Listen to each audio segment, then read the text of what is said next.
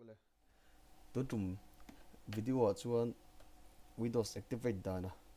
karon tilang le dona in lo hlok pui le ngai te pok a base ya tin ka video masalama khan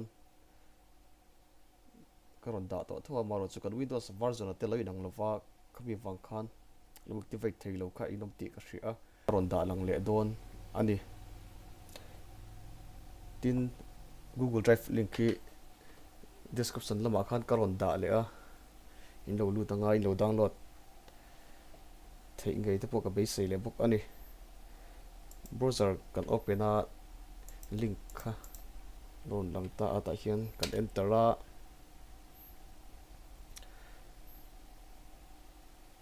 chuan hei ron lang ta hei hi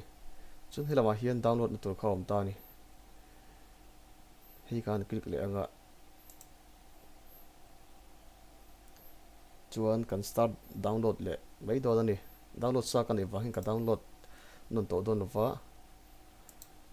chuan hei kan download kha ani ta hei kan extract kha angai le don ani ka open a chuan ta hian china kan soi mai khat chu ka bi file kha rar file ni wang kha kan extract kha ngai don ani tin kan open thei tu khan winrar kha kan lo nei kha ngai le don bok ani chuan extract tu ti hi om ta ta hian kan extract na mun tu ka kan vatlang le don ani chuan folder sim sai kan ya ka extract na tu khan okay hi ka click le anga ti khan in extract ta kan close a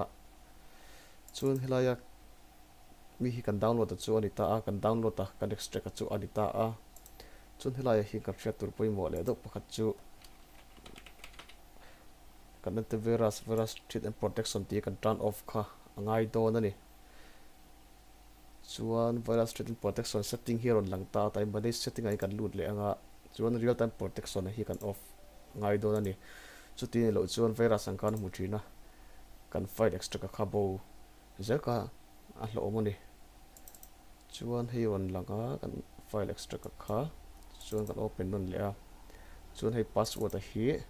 kan copy ngai don ani ka copy a chuan tan kan paste le password kha okay kan click anga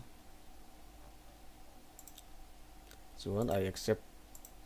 next kan culture charanga hilaya finishing installation ti kan nga ve do ka ngai dona chuan ma khan ro close ta a chuan hi kan close le anga Windows sakha hilaya asira Windows is not activated je karon bauta a chuan kan activate am ti ka kan vat check le don ani my computer properties kan lut anga